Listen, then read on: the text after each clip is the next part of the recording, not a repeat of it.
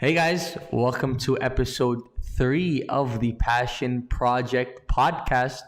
So today's guest is Amer Mohammad. Amer is a friend of mine. We grew up together. He's played Beyblades in the masjid, in the mosque. So today we're going to be talking about his poetry. Amer himself is I call him a poet. He's not a self-proclaimed poet. I wouldn't put it that way. Today he discusses as he reads some of his poetry, as well as we go into Insecurity, have some laughs. Thankfully, we had a very good time. So I urge you guys all to watch it and enjoy it.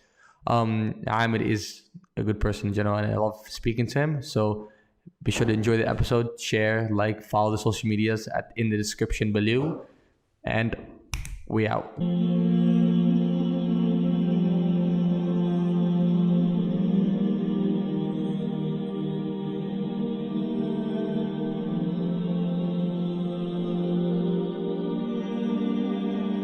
Hey, Amer. Hey. Okay. So, Amer has looked nice. Don't we? Let me introduce you first. Okay.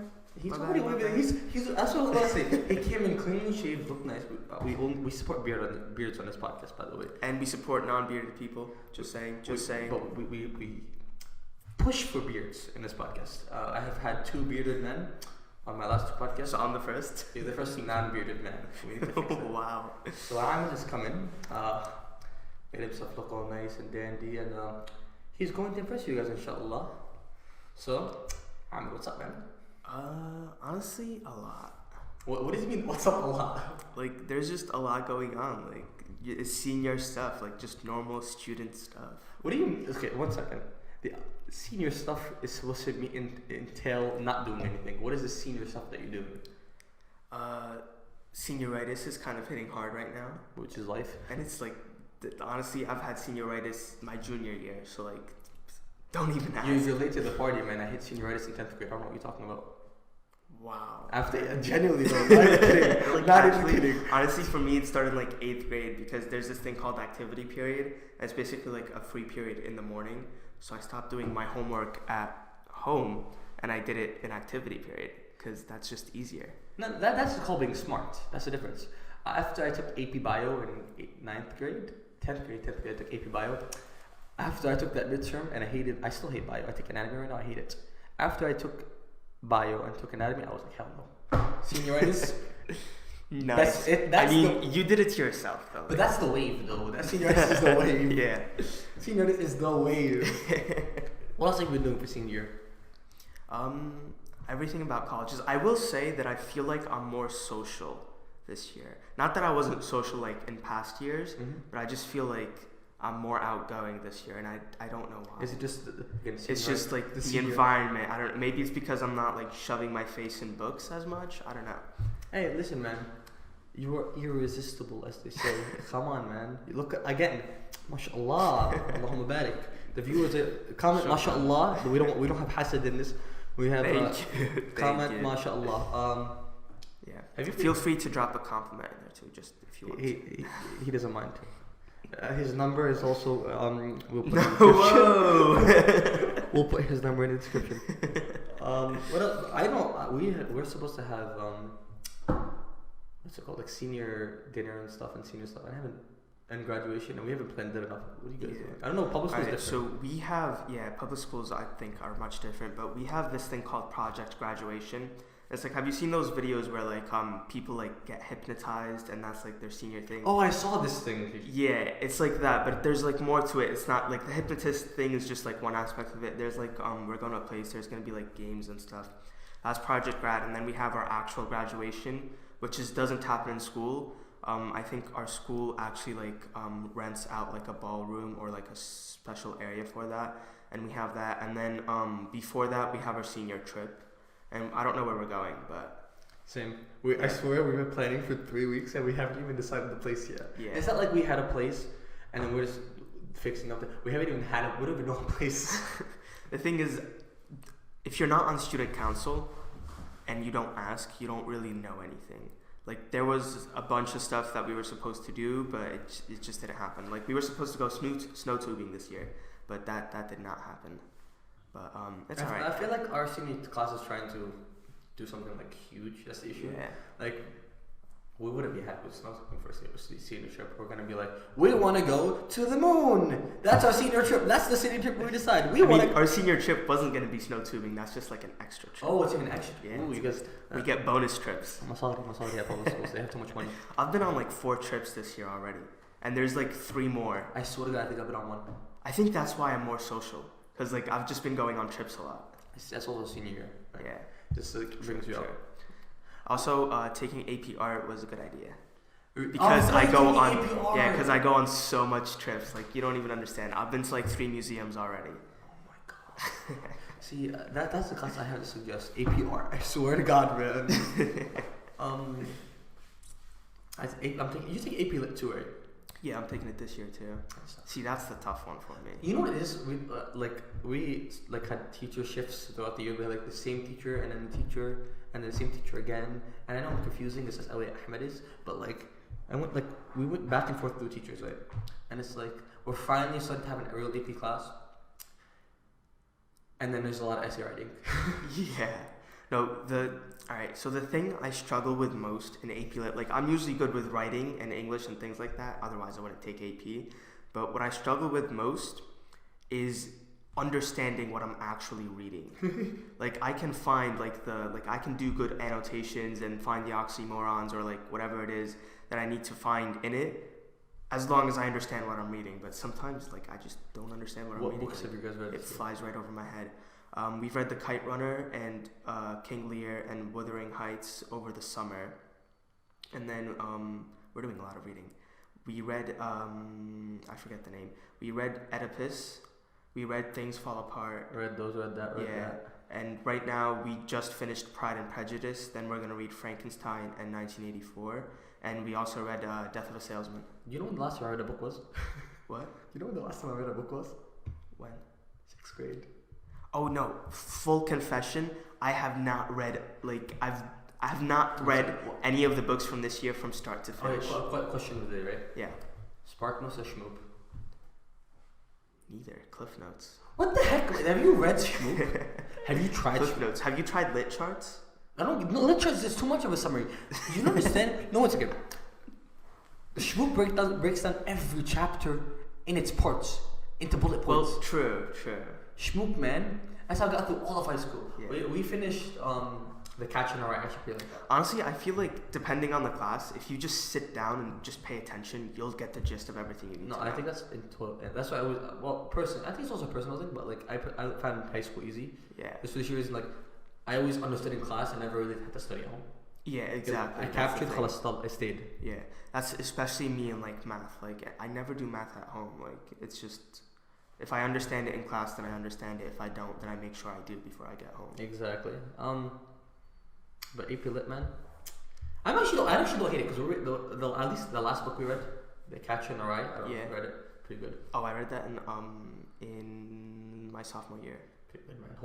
I feel for Holden. Yeah. F in chat. Holden is like us. Yeah, we're us right now, like exactly super depressed. Bro, like I was like, hating life. What was it written in the 1970s? I was like, this guy is now. He is 19. Like, he's here. Exactly. He's living that depressive life and that's us like every other like day. That's the dude. We're gonna inshallah the plan for today. We're gonna talk about mental health inshallah. And I really want to get into that because, first we're gonna leave that off. We're gonna leave you guys on a cliffhanger. Something for you guys.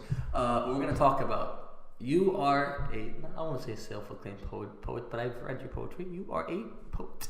Yes. We use that term inshallah. A writer, a philanthropist of the paper. Yes, that's a philanthropist of the paper. Yes. So inshallah, we'll go into that. So you started writing poetry when? Alright, so I started in my 9th grade, but my experience with writing actually goes way back because I remember that I really first started writing like small short stories in like 5th grade. Now these were like wacky stories, like our teacher would give us like some assignment. It was just like for fun, but like I'd really get into it and like I'd just make up like a wacky story. It's like, I don't know, like you're 9-10 years old, they were just wacky stories. Like I remember one of my stories was riding down the stairs. Like they were like this group of kids and they were in the backyard, but they went inside the house and they were riding down the stairs on a wagon full of tomatoes. This is your imagination right now. Yeah. Okay. And throwing it at people. That was literally my story in 5th grade, and I still remember. How much did you love tomatoes, man? Or how much did you hate I hate tomatoes. How much do you hate tomatoes for you to be throwing them at people? Exactly. I hate tomatoes. That was my phone. I don't get one second. Also tangents. Why do people not like tomatoes? All right, so I only like tomatoes when they're cooked, like in a pizza, or like if it's like cooked in like I don't know, chicken pot pie or something like that. But just the raw tomato, I can't do that. Fam, it's not that bad. No, it's horrible because then like the juices and the skin and everything and the seeds, I hated the seeds. This is like called the worst first part. world problems. This is The what we seed define the as worst part. first And then world there's problems. like this weird part which is not liquidy, but it's gooey and it's disgusting. First world problems, Ahmed. This is first world problems. When we get to this, Not having tomatoes. Oh my god. But apparently it runs in the family. Not in my nuclear family, but I know like there are a bunch of other people in my family that also hate tomatoes. Fair enough. So genetic? Genetics? Question mark. So you started writing in 5th grade, and so I wanted to comment on that, right? Yeah. I was at the doctor's, right, and I was watching Pets. It was on the doctor's. I was watching Pets. Okay. The Life of Pets, I think it's called. Yeah. Yeah. There's a scene where the kid can't read the book. So the dogs can't read the book. So they're just describing it based on the pictures, right? Mm-hmm. And I thought that was so important on a writing aspect. So I don't know you'll see how connected, right? Mm-hmm.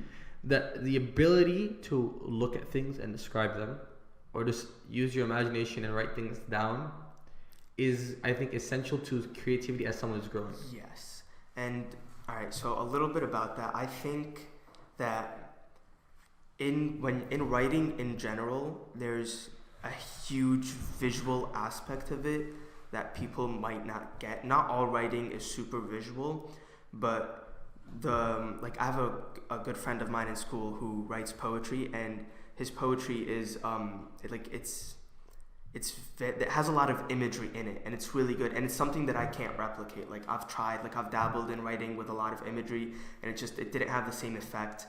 Like he's just really good, but I think when it comes to the visual aspect of it, it's important for the writer to know what they themselves are visualizing, like to be able to describe it to themselves before describing it to other people. You get what I'm saying? I agree. Because then you're also, like, by doing that, you're also kind of making a list of what you want the readers to see. Like, for example, I could be writing about you right now, and maybe I don't want people to notice your beard or your shirt, your red shirt. My beautiful red shirt, my beautiful. Maybe I want beard. people to notice how your hair kind of fringes off onto one side and that it's a little bit frayed. Say mashallah, like this, right? Allahumma say Mashallah. mashallah. Right, or maybe I want people to notice the way you're sitting or your boots or something like that. Like, you get what I'm saying? So it's like, what do I see before what do I want my audience to see? So it's not like, what you're saying is like, you don't want to just mouth diarrhea onto a page. Exactly. Because everything you see is... Yeah, and especially like when in books, when you're describing characters, now I've never really written a book or described a character, but I've read a lot about it. And when you're describing characters, you don't want to be like, oh, he was wearing a red shirt and he has blue eyes and blonde hair and a really nice long beard and like a bunch of stuff. Because then it becomes like, oh, you're just listing how this character looks. There's no emotional investment in that character. And when you're trying to, if for example, this is the protagonist of your story and you're trying to get the audience on this character's side, you don't want to just make the character feel like it's just a list of how this character looks. Intentional literary bias. Exactly. It's like exactly. You want to show the way, so you're gonna describe him in a way that suits your interest of writing it. Exactly. Just bias. Yeah, which and also will bother me. You want to describe the way they look in like there's a certain way. I don't know how to describe it, but there's a certain way. You don't want to make it look like a lot like a cliche things like, oh, as I was dressing in the mirror and I noticed my blue eyes. Like that's very cliche. Like writers use that. It's hard to describe a character in a new innovative way, but you want to incorporate it kind of smoothly so that people so that it goes with the flow of the story. So maybe if you're talking about someone's beard, Maybe you want to say like how they're eating food and food gets stuck in their beard, and now the audience knows that they have a beard. I swear to God, you know how many comments I've gotten about that? You had to say it. Was it you? Someone. It was me. It was you. We went out the other night to eat, and I didn't know that my food gets stuck in my beard. I didn't know. So he's like, him and Bilal, a friend of ours, he goes like, oh, you have food in your beard, man. And I wiped it off, and then 5 minutes later, more food got in my beard. Yeah. I'm like, how? Exactly. So, but like, you see the way you incorporate that. You don't go straight out and be like, oh, this character has a beard. Maybe you're describing how this character eats in a very disgusting way, right? And like, oh, there's like a bunch of food dripping down their beard, right? So it goes, the description of the character has to reveal the character, not just be like, oh, he's wearing a red shirt, has blonde hair, has blue eyes, has this, has dark eyes, whatever, you know. So it's more like show not tell. Yeah, exactly. English teachers love. But you don't want to show too much either. So explain. All right. So if you're describing a scenery, for example, right, you don't want to show every aspect of the scene.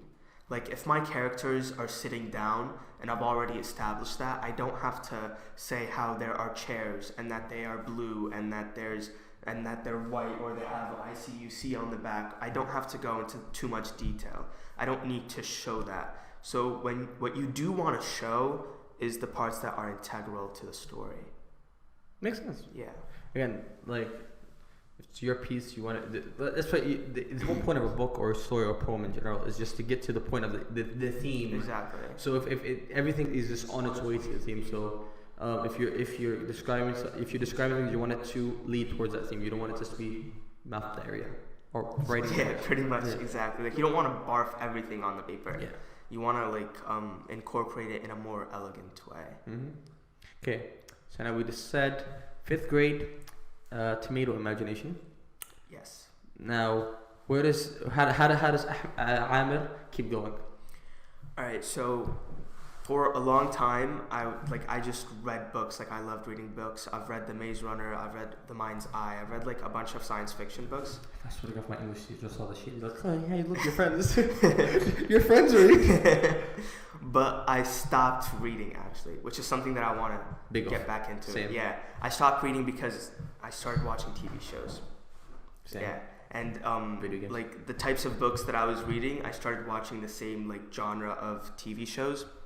So I just started doing that instead of like actually reading. But I liked that the way, I feel like film literature is like an entirely different thing on its own. Like, I don't know too much about it because a lot of it is more visual than like just the words on paper.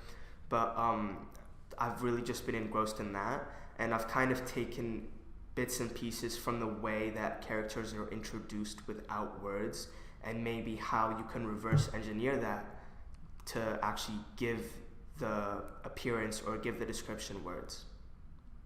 Does that make sense? I don't know if that makes sense. Yeah, it makes sense. Yeah. So, but I've stopped reading, but you've gone into like, so I'll tell you what someone described this to me as, right?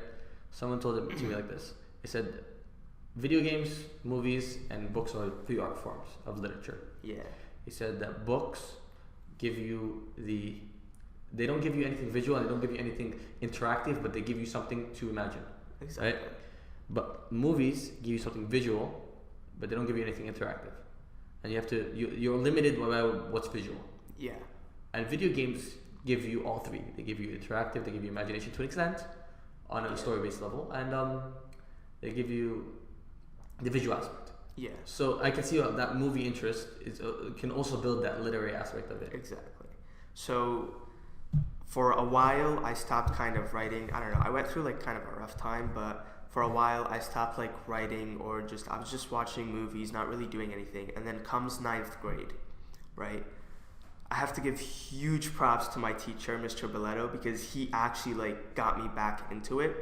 And I don't think he knows this, but it was actually like super simple. We were studying the Renaissance period, and the assignment was simply just to write a poem about the Renaissance and then analyze your poem and like just kind of answer why you chose to write that poem and things like that. But at first I was taking it lightly, like, oh, another assignment and another essay, like, what the hell, right? And then I actually started really getting into it, and I found that when I started writing, like, it's gonna sound weird, but like just everything around me stopped. I only cared about like what words I was writing. Like I literally was sitting with a paper in front of me and just looking up words on my laptop right next to me, just to like, kind of found everything, put it in place the right way. And I liked the organizational aspect of writing poetry and how to structure it, and just like I really liked it. And from there I kept going. And then I wrote my second poem that was just purely me, not an assignment or anything of that sort. And it was just me. And then the next year, I joined my school's jargon club, which is the poetry club. And from there, I just kept on going. I love the word jargon. I freaking love the word jargon. It's the fancy word of saying words. Yeah. So then what, okay, I understand it's from your teacher showed you it, and there's an expressive point of view from it, right? Yeah. But what is it specifically about poetry that sets it up, for you at least, sets it apart from different types of writing? All right. So I like how it's short and concise, right? I feel like a lot of times, like when you're reading a book, and reading a book is something great, and one day I hope to write a book, but it's a much longer journey reading a book and going through it and analyzing every detail of it, right? And there's really like, I don't think people realize this, but there's a lot that goes into like writing the book. Like authors revise one single chapter many times before, takes like 10 years. Yeah, before like saying that it's okay or close to okay, and even then it's not like as perfect. And even in my poetry, like I don't think any of my poems are perfect. I kind of get to the point where like this is okay enough, because otherwise I'm just gonna keep writing and writing and writing, and it's never gonna get finished. But I liked how kind of short and concise I can go with poetry, but I also liked how long I can write the poetry, which is... Hit me with an oxymoron. Go ahead. It's weird. Hit me with the oxymoron. Long shortness. Let's go. Yeah, exactly. I liked that I could be like as figurative in my language as possible in my poems, and make it drag out for as long as I want to before getting to my point. But I also liked how it could be like, it's like little shorts, bite-sized pieces of an overarching theme or a message or a point that you're trying to get across. Facts. And I know it's a very superficial response, but everything you said was true. Yeah. The poetry has a nuance, and I like poetry to listen to. I don't necessarily write it.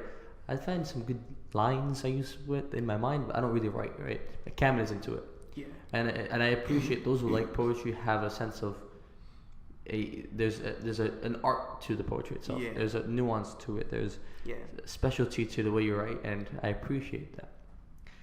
So I guess we'll move into the poems themselves. So Ahmed, special. Ahmed is going to be reading some poetry for us. I have agreed with him. He may or may not be doing this against his will, but who knows? There may or may not be. There's secretly a guy out there holding a gun, so yeah, forcing him is kind of the job. All right, so I guess I'll start with the very first poem that I wrote. Ever? That wasn't an assignment. This is like my first poem. Okay, let's get into that. So first off, disclaimer: it's horrible. Because I didn't even know what I was writing. Oh my god, let's not start. Just read it for the people, man. The language is weird. Alright, I'm just read it for putting the it people. Alright. Alright, so I call it Monster by me. Alright, there's a monster in this world. It lives in the water, on land, in the air, and out there. It dwells on fear, anger, and darkness. When we are put to the test, it questions everything. It is fear in of itself. It has turned to hatred and rejection. We are much too blind to answer and ask the right question. We are much too blind to see the truth. We never ask, what if, by any chance? No, there's just no way. This monster is the cause of destruction, pain, and suffering. But still, to no avail, we fail to see reality. This monster is the cause of war, hatred, fear, and death. But we have strayed far from the yellow brick road, and we have now taken our last breath. This monster is the cause of corruption and endangerment. And it is the cause of our own fall. But no, it cannot be. This monster lives within us all. I was gonna say it was Donald Trump for a second. What is this monster? Fear or is it? This depression? monster is us. It's us. So explain. All right. So, basically, my message here is that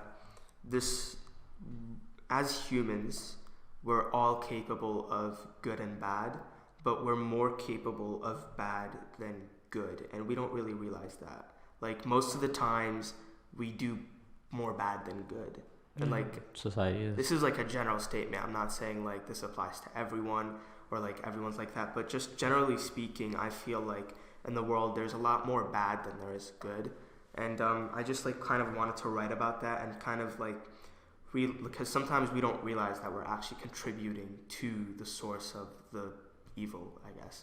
But I just wanted to like touch upon that and say that, you know, we have to be more conscious of the way we're acting, the things we're doing, because we're all capable of bad.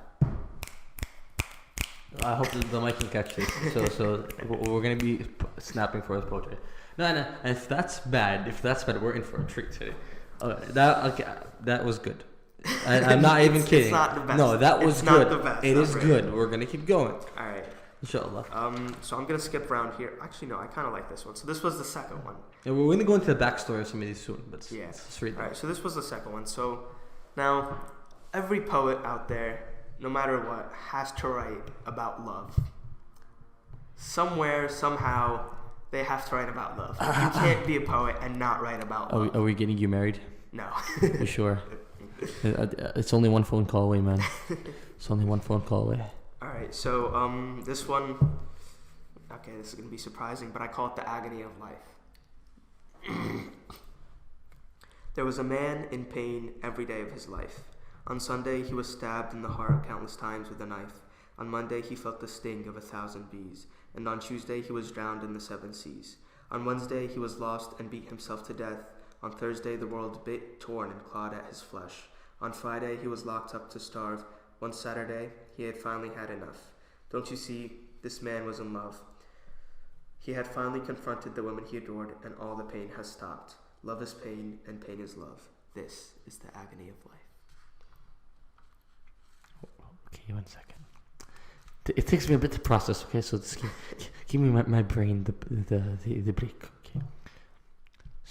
So how is there's an oxymoron there that's eating at me, right? Or I guess an oxymoron.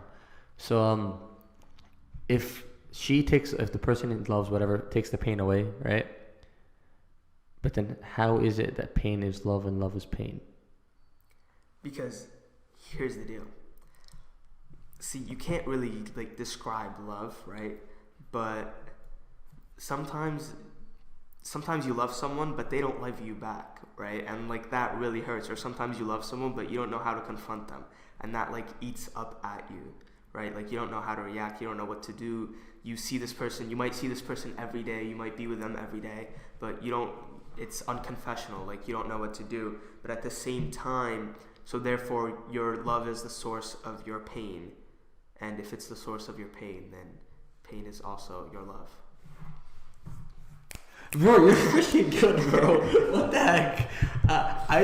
Ahmed has read for me before, and I knew he was good, but then when he's coming up with like straight bars, bro, straight bars. Look, first of all, mashallah. Thank you.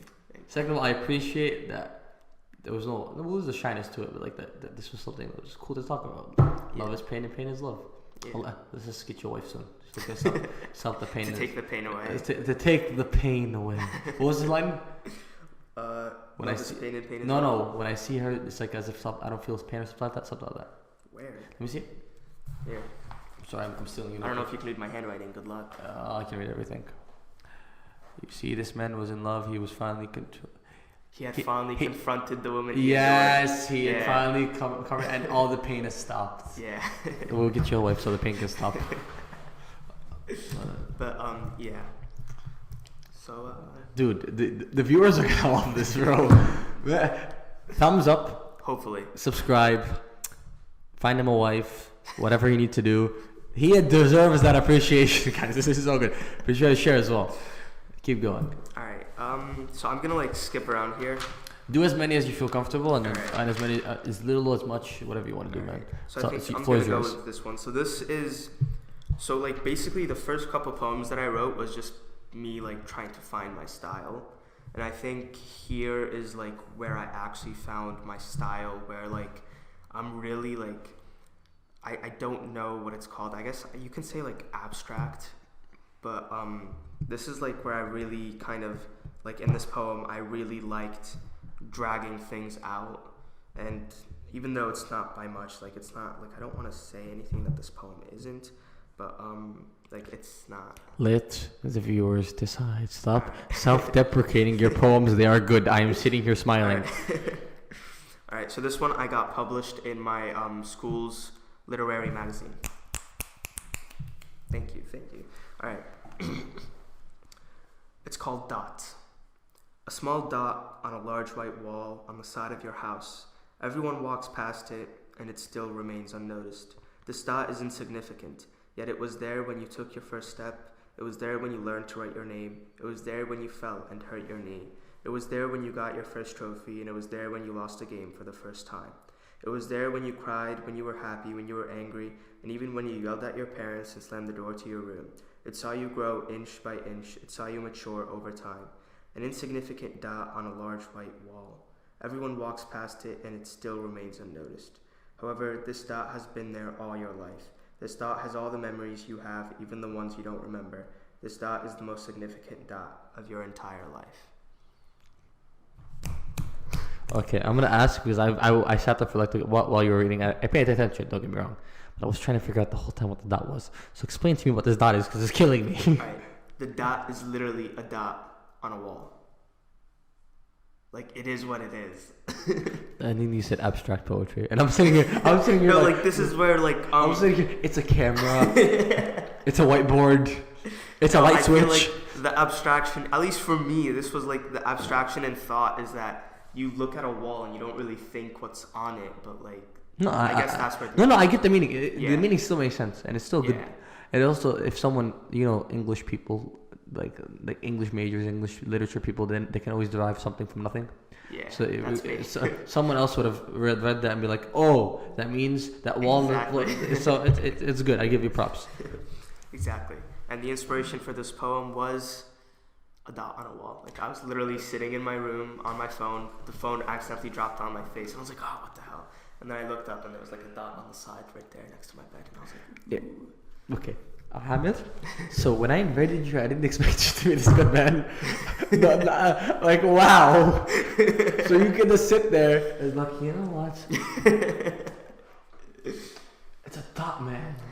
That like is this one was hell of a literally dot. like I was literally like looking around, thinking like no one saw the phone drop on my face, right? And then the dot was there. Like nope, I did. So yeah. Bro, I'm actually like, I know I'm like hyping it up too much, but like, wow. Okay.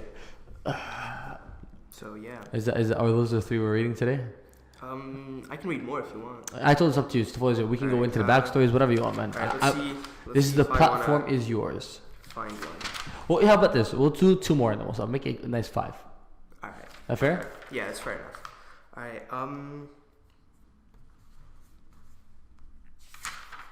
Alright, I think I'm gonna do this one. It's very long.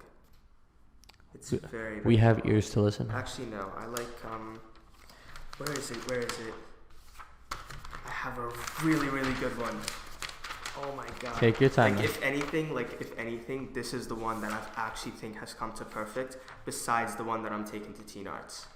So I'm going to Teen Arts, by the way. What the heck is Teen Arts? What? No, stop for a second before you find it. What the heck is Teen Arts? Alright, so Teen Arts is this I don't know if like private schools do this, but I know public schools do. It's like this competition. It happens in UCC. It's basically where high school teenagers go and they submit their art. Teen Arts. Man, everything's so self-explanatory.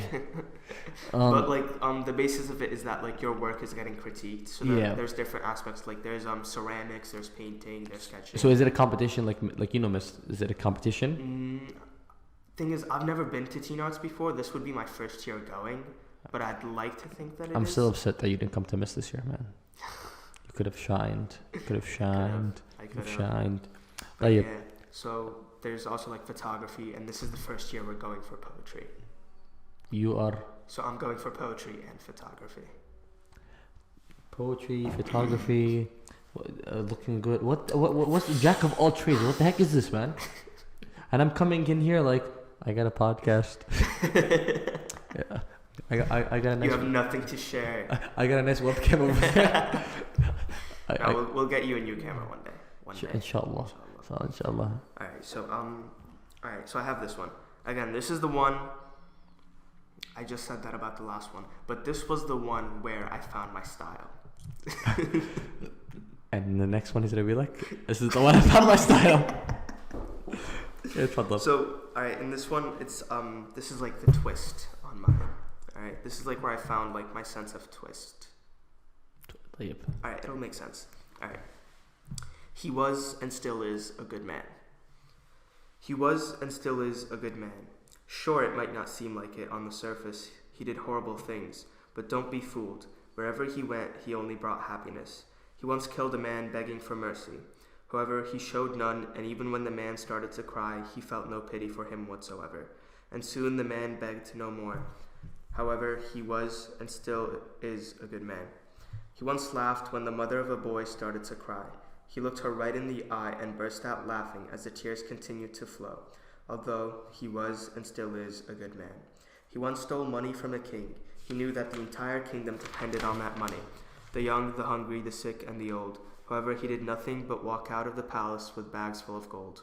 He once burned down an entire garden, stole the heart of a woman, walked out of prison without a pardon, and when asked to donate to a charity, he wouldn't. But even after all of this, he was and still is a good man. The man he killed was on death row. He was a serial killer, begging not to be let go. But his tears were nothing compared to the ones that lost somebody they loved. The trigger was pulled, and all was resolved. The tears of the woman were tears of joy. The woman who cried was told her son wouldn't die. The man told her the news firsthand.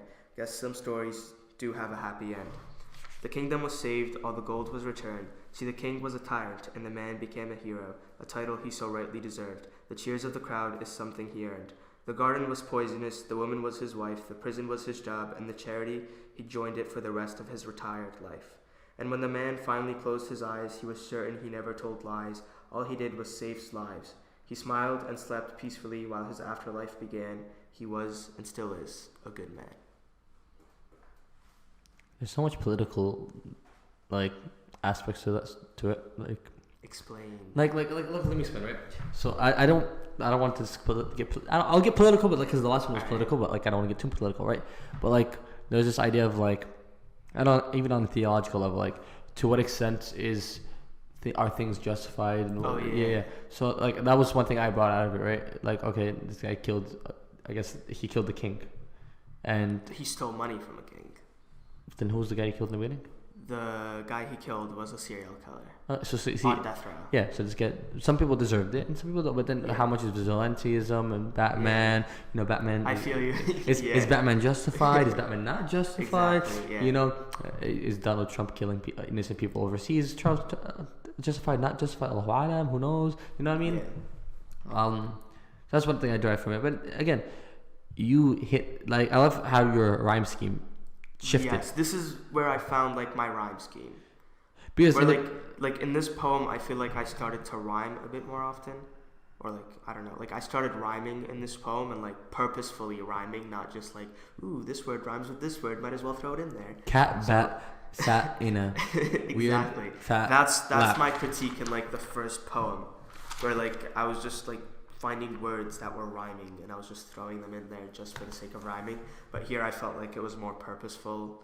At least when I wrote it, I felt like I had more of a purpose. Like, even on a tone level, right? Because we're taking poetry in class right now, and one of the things that is like, rhyme scheme affects the tone and the flow of the poem. Yeah. So even in the same poem, in the beginning, you chose repetition, right? Yeah. You chose to repeat. What was the line about good man? He was and still is a good man. And he was and still is a good man. And then you shifted to the end of the poem, where it starts to become an actual physical rhyme. Yeah. Where now it's A, B, whatever, A, C, A, B, A, B, whatever the rhyme is scheme. I didn't catch it, sorry. But even that flow, it shows a nuance, which you're doing very well. Yeah. It's just Thank you. Again. Thank you. And I can see that flow and that shift in the rhyme scheme also affects the story itself. Yeah. So. Thank you. Amer, you are putting on a show for us more. today. You are putting on a show, mashallah. Alright, I don't know. I have a lot of really good ones. This is your last one for today. We have to leave the viewers wanting more. You know what I mean? Yeah. I have to be mean, guys. We'll try to we'll maybe get Amer on again. He'll read more poetry. Or we even have an exclusive video of just him reading poetry. We never know. Who knows? That might be a little hint that something we're trying to do. Maybe wink, wink, nudge, nudge. Allahu alam. We might know. Right. Can I do 2 more if they're short? Yeah, sure. Alright. Do it as you please, man. Alright, these 2 are pretty short because I think they like provide like good context for like why I like to write. Alright, so this one is weird. Alright, this one's a bit weird because I actually co-wrote this one with my brother. Your brother writes? Yeah. So it was nice. Runs in the genes. It was a bit hard because our styles are much different, so they contrast, they clash very, very harshly, and then at the end it just kind of turned into my style. It's like so you wear the pants in the family. You wear the pants. I think as you're reading it, you'll notice like what's not me and what is actually me. All right. So it's called Penny for My Poem. Hear me, my hat's out, a penny for my poem. Writing despite talent isn't as easy. Putting thoughts on paper is scary. It's a feat that can drive you crazy. If only the words were like magic and fall right into place. But sadly enough, that just isn't the case. Every word has a seat reserved with its name. Putting one before the other just wouldn't be the same. Reading it in my head just isn't the way it sounds. My thoughts aren't always as graceful as clouds. And then Hear me, my hat's out, a penny for my poem. Finding the right thing to say, the perfect sentence structure for the message you want to convey, isn't the only worry in a world built around reputation and glory. Struggling to find a message to send, to say something that has never been said. Striving to leave readers awake in bed, enlightened by the words conceived in my head. Finding something that will please the reader's eye, falling down the rabbit hole of my mind. Thinking of every possible combination of just the right words in the right order, all for your own pleasure, but no more.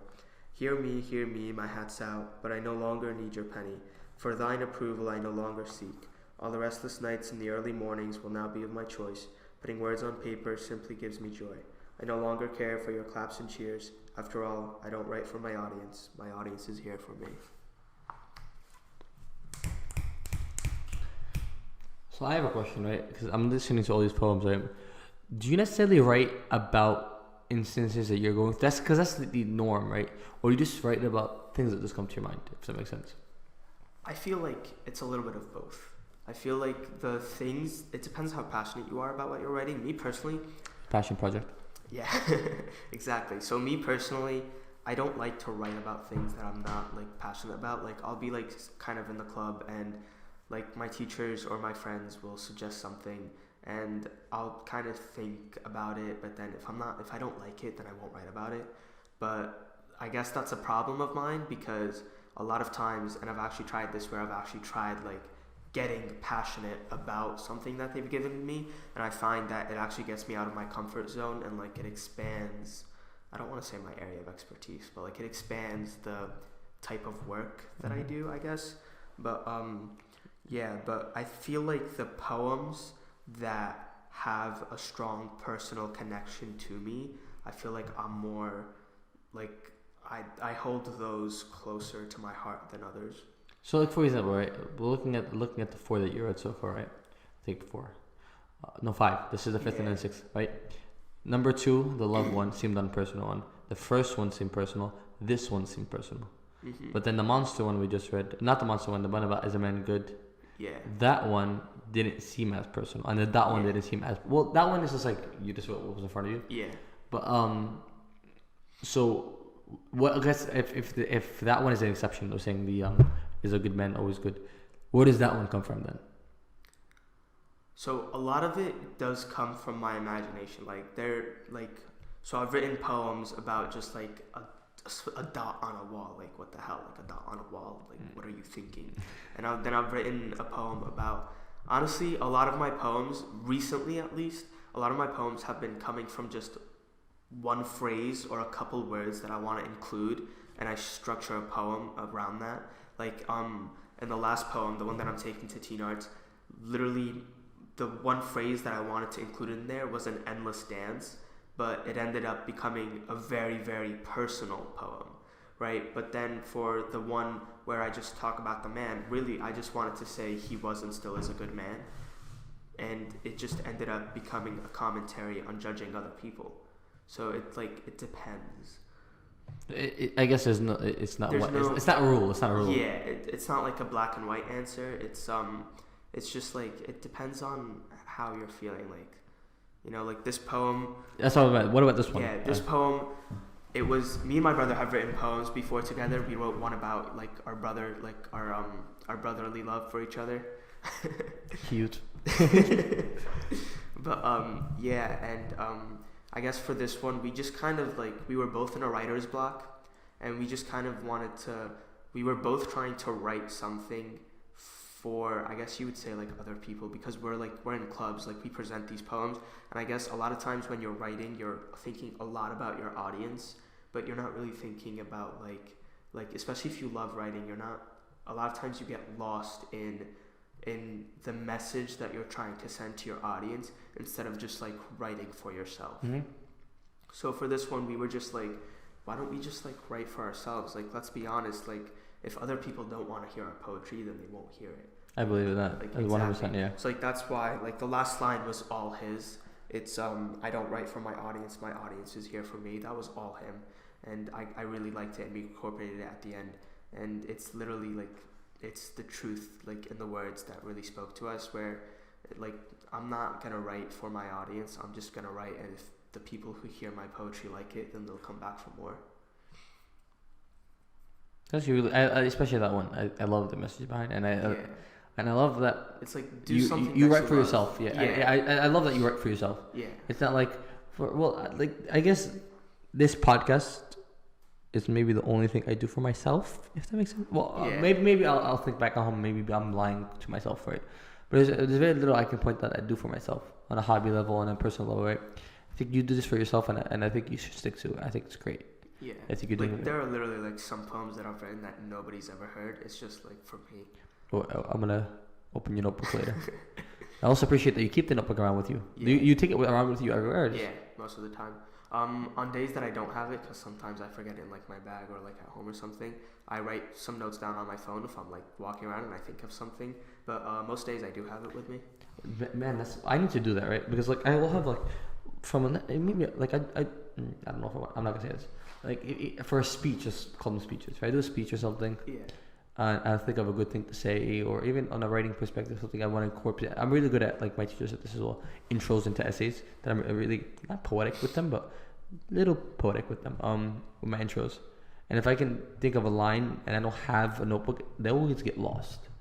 Same. That actually happened to me multiple times, where this is why I started carrying it around. Like before, I just kind of had it just to have it, so just like a place where I can write my poems.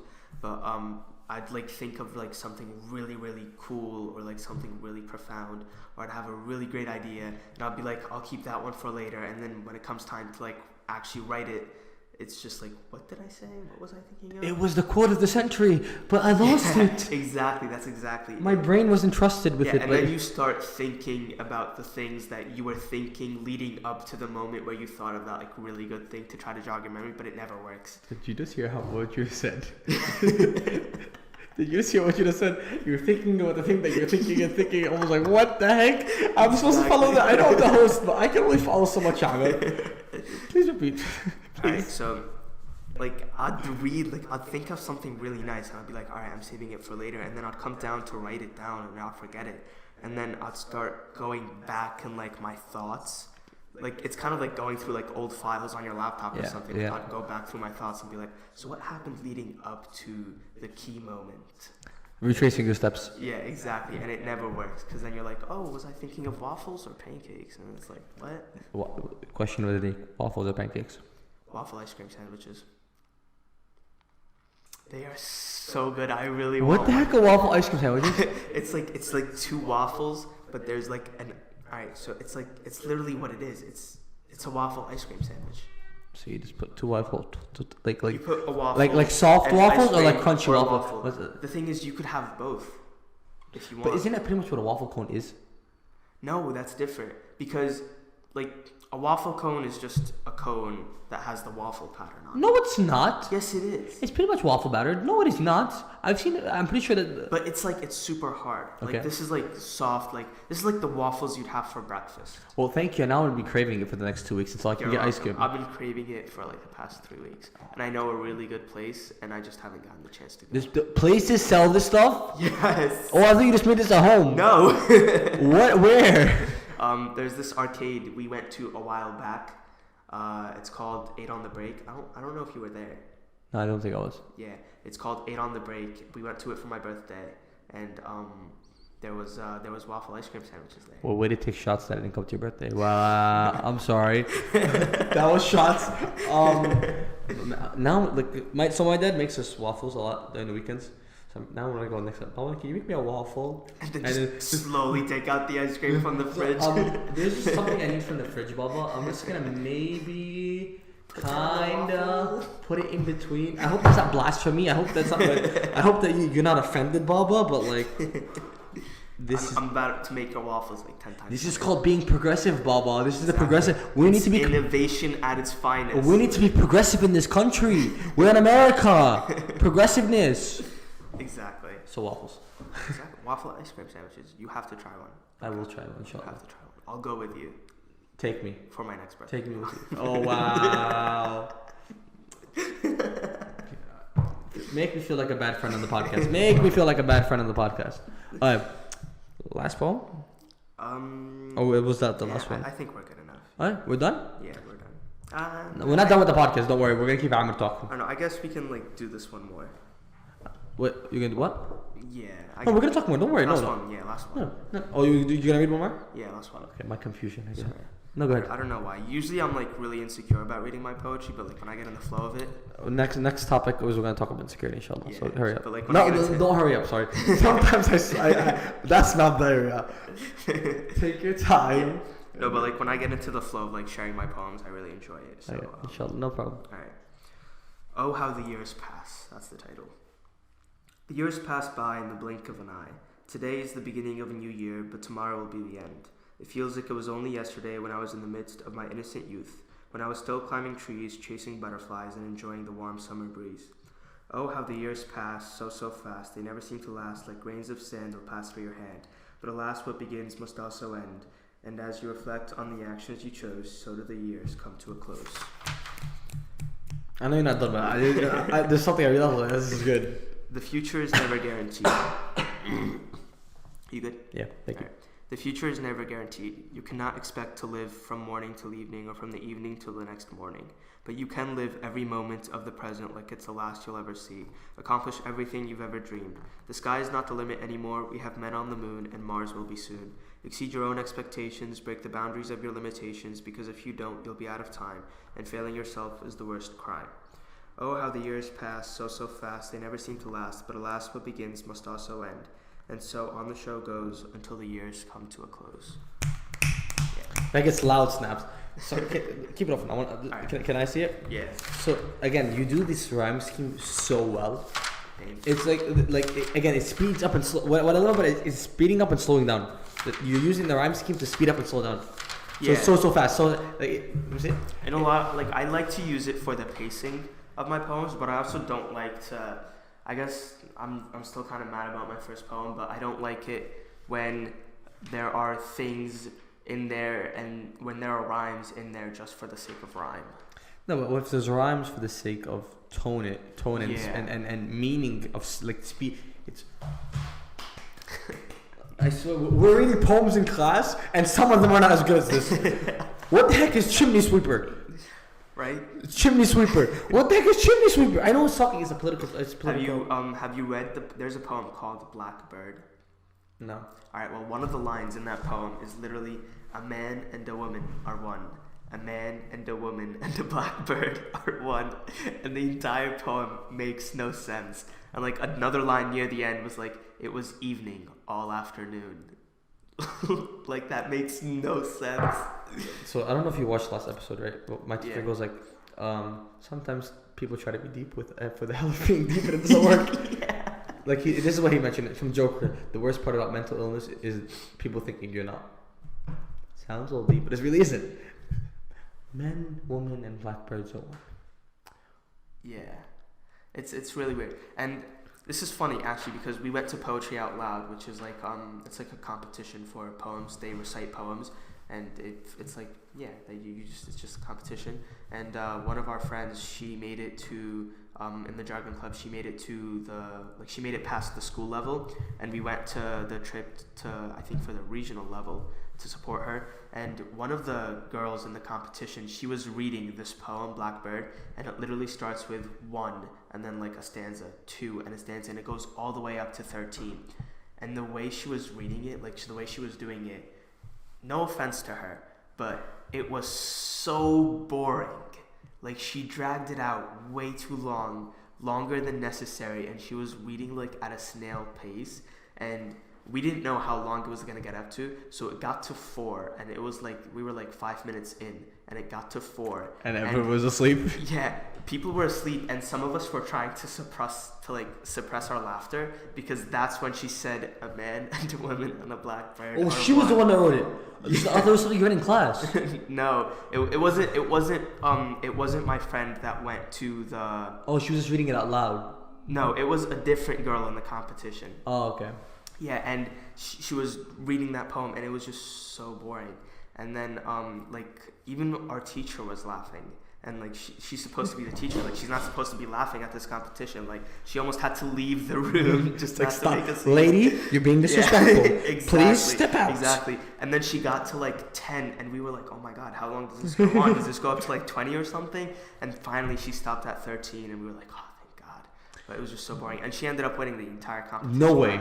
Yeah, like super surprising. She ended up winning the entire thing. Oh my God.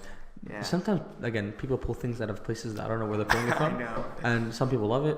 Yeah. It's like, alright, sometimes you see like a splatter on the wall. It's like, the splatter represents the French Revolution. The streams, each stream is a stream in the ocean. Come on, man. Come on. Yeah. It's a splatter. Exactly. Overanalyzing things. Yeah. I there was one poem 2 years ago. Again, Mist. Shout out to Mist. They should be watching. I told you guys to watch. Mist. There was the winner. She actually read. So the winner of spoken word always reads their poem at the end. So she read it, and hers was very melodious. So she incorporated the adhan, and she kept talking about the political crises going on, the humanitarian issues that were going on, and it was just outstanding. And then, like, my teacher was recorded. She's like, I've never heard a better poem. I was like, damn. But it was good. So I think everybody has their style. Yeah. You have a great style. You write very well. Thank you. I'm gonna now steal your poem and publish them for myself and make money. $1,000, $2,000, $3,000. Good money. Wow, 6 figures a year now. 6 figures a year. But there is something you touched upon. And what time is it, by the way? It is 7:49. We are good. We are good at this. Yeah. So I guess we'll because we have halaqa 8, and I hope to maybe end it by then.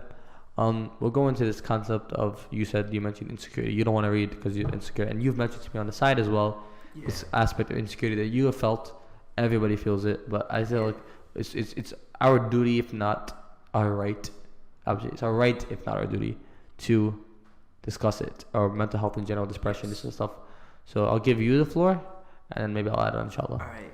So the biggest insecurity that I had, so I started poetry in 9th grade, but I didn't join the club until the following year, and I could have joined the same year, but I just decided not to. And part of my insecurity was how other people are going to receive my words, like how other people are going to think of it, how other people are going to look at it. Am I a good writer? Am I a bad writer? And like a lot of people have told me that I'm a good writer, and like alhamdulillah, like I think I am. Like I don't have that insecurity anymore, but I still feel like I feel like everybody goes through this no matter what you're doing. Like it could be writing, it could be like if you're reading Quran and you're insecure about your voice, it could be like your sports, if you're doing sports and maybe you're not as athletically talented as other people, you're like really insecure about that. And I feel like the insecurities surrounding that actually stop you from performing at your best, actually stop you from, like, especially in athleticism,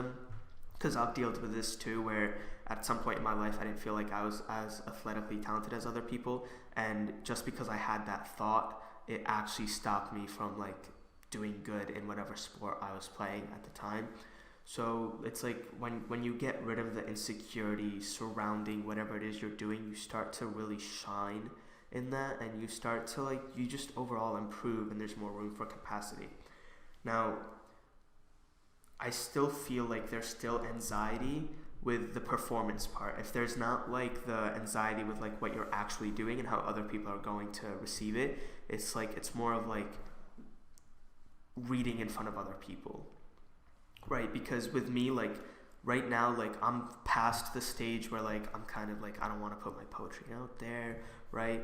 But props to you for that. Yeah, thank you. But I still like, no matter how many times I read my poems in front of a group of people, I still feel like the butterflies in my stomach, like my heart starts to race, sometimes my voice cracks, and like I still feel that, and that's something that I'm trying to overcome.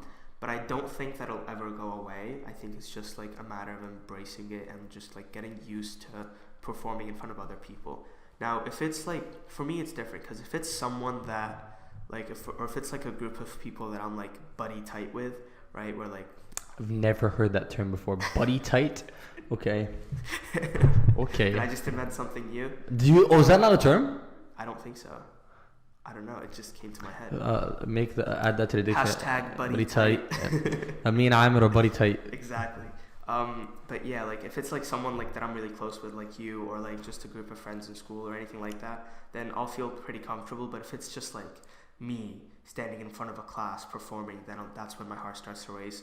And I think it's just a matter of like embracing that. And I think a lot of people have that insecurity, especially with like performance things, like things that rely heavily on the way you perform them. No, I agree. I think the biggest, if not, and I'm not a psychiatrist, right? I think one of the biggest issues that holds people back from, and like you said, fulfilling their potential, or achieving their goals, or getting to the places they want to be, is insecurity itself. Yeah. I think it is, especially among teenagers, everywhere. Yes. Females in females in terms of looks, males in terms of looks, just in everywhere, in everything that they do, there's a stigma of insecurity. Yeah. And I think sometimes it stems from this innate part of that, bridging that gap, and sometimes there's also societal pressures, where there's what is considered good, and even on a performance level, like you said. So when your friends, you know that your friends are not going to judge you or hold you to a standard of someone else. With everybody else, there's a standard you have to achieve, and that's killing you on the inside and forcing you to feel that insecurity. Yeah. And I think to move, and I'll ask you this question before I touch up on it. What is it that you think helps someone push past it? That's very hard to say. For me, it was just like kind of understanding that like I would never get better if I don't like do this, if I don't just like put myself out there. Because when I first started, like I knew nothing about poetry. Like I didn't know rhyme schemes. Like I was just putting in rhymes for the hell of it, right? Like and yeah, it is a good poem. I won't say that it's not, but it's definitely not like my best writing. And I guess it was just surrounding myself in the environment that helped me grow and learn more about it. And I will say that there's still a lot that I need to learn. Like I'm not an expert in rhyme schemes or tone or balance or anything like that. I just kind of, like when I'm writing, I just kind of write, and I know what sounds good and what doesn't. I know what to look for, and that comes through my experience in simply just writing. But there is still a lot that I need to learn. There are definitely more things that I could touch upon. I could improve my figurative language. I can improve my flow. There are many things you can improve, and I think that's for everything that you do. You know, like for example, you're doing this podcast. Like there are a lot. Say this in my face. Say this in my to fairness to him, we've discussed. Yeah. And I appreciate anybody's feedback. Yeah. So if you have feedback, leave it in the comments. Like, it's all constructive. Like, yeah. There's no. Yeah. As long as it's constructive, I don't care. Yeah. No, but like in terms of there's a lot of room for improvement, right? Like maybe in the future you'll have like a backdrop. Why do you have to spoil things? Why do you have to spoil things? I was about to say don't mention things. Come on, man. Maybe back. So this week, inshallah, there's things coming. That'll make a setup a little easier. Maybe look a little more professional. Exactly. Thank you. But like that all comes with time. Like as you do more of these, like you'll definitely get better. You'll have better gear, and it's the same thing with writing. As you just keep doing it, you'll have better words to use. I agree, and I think going back to, and you're still talking about insecurity. I'm not saying you're not talking about, but I think one of the, progress is not necessarily insecurity, right? Exactly. Knowing that you need to progress and there's still room for improvement. I think that's where the line is between insecurity and goals. And I think there's a healthy balance of insecurity too. Like, I think it's good to care about how you look or how you act or like what kind of friend group you're in, right? But there's like a certain extent where you're just like kind of stopping yourself from actually like doing anything just because you're insecure. But I also think the reasons there as well. If you're insecure because societal pressures, you want to impress your friends, you want to impress someone or something, I think that's not good. But if you impress, it's for yourself. I'll give a personal story, for example, right?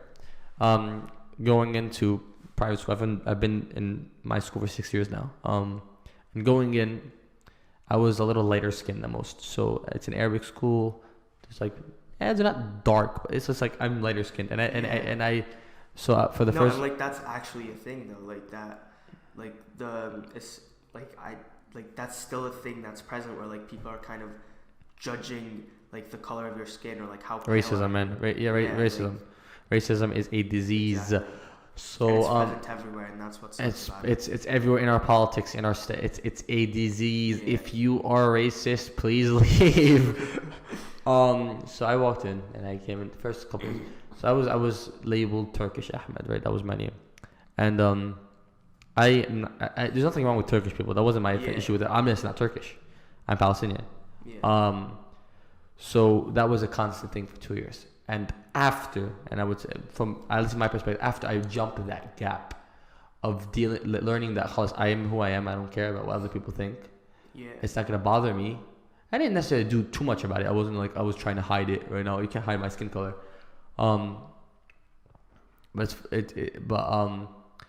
Me just getting past the forces that made me feel bad was what led me to progress. I think that's what people need to progress. If you're out there, and to you, to me, to anybody, if you're out there and you're struggling with insecurity, you're struggling with things like this, know that it's a battle, but it's a battle that you can win. Yeah. And I think we both can agree to this as well. Exactly. And I feel like, especially when it comes to like your mood, your state of depression, I feel like sometimes it's not like as clear and cut as like I have depression, I need help.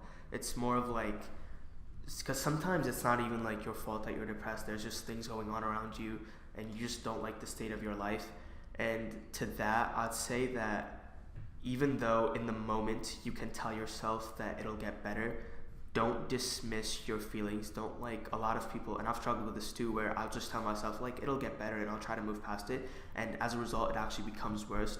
But instead think to yourself, how can I make this better? Instead of like, oh, it'll get better, because things won't magically just like I agree. I think life emotionally, physically, mentally is a step-by-step. I really look at this whole like I have to be here, and I do this even for this podcast. Right? I was like, I'm here, I have to be here. Exactly. But I'm here, I have to go to this, and then this, and this. It's small. That's the biggest problem I have. Like, alhamdulillah, right now, like I'm not really insecure about too much, but the biggest problem that I have is where I am and where I want to be. Like when I started photography, like that camera, like the camera that I just showed you, I spent like weeks searching for like the right camera for me. The one. What are you gonna search? You better search that long for your wife. Exactly. right? No, but I always try to find like the best of absolute everything. And even though I know it's impossible, I know like I have to get the best everything. Like if I'm buying a backpack, I have to get the best backpack. It has to be waterproof. It has to be able to walk through a volcano and come out alive with everything inside perfectly. And that's just not it. So eventually, like I have to tell myself like, no, this is it. I have to just choose something and get it and be happy with it. And I've learned that even from this podcast, right? I have these two mics. One was free, one was not. This stuff, and it's working, right? Yeah. And I came into this. Why this podcast took so long? It's been an idea for over a year, right? And it's mentioned in the first episode. Yeah. But it's like it took me so long because I was like, it has to be perfect. Exactly. I'm not starting until I have 2 high quality mics, a camera, a laptop, a studio, a backdrop. Everything is gonna look fancy schmancy. That mentality is what stops you from actually starting, because then you're just like kind of like sitting down doing nothing with your hands tied behind your back, and you're just like, oh, I'm still waiting for this and this and that, and it's really like just getting started step by step, step by step. And I think that's life. And I think whether it be insecurity, poetry, writing, physical, whatever it is, also do something that like if you're really feeling like insecure or like down, do something that makes you feel better. Like find a hobby, find a passion, the passion project. Exactly. And I guess we're gonna use that. Name drop. We're gonna use that. Okay. So Amer, we have halaqah, so we're running down on time. Yeah. And it's like right now. Yeah, we're gonna touch upon this topic, inshallah, maybe in a different episode with you or someone else, inshallah. We're not gonna leave it as an important topic, but he mentioned the passion project. So thank you for watching the Passion Project podcast.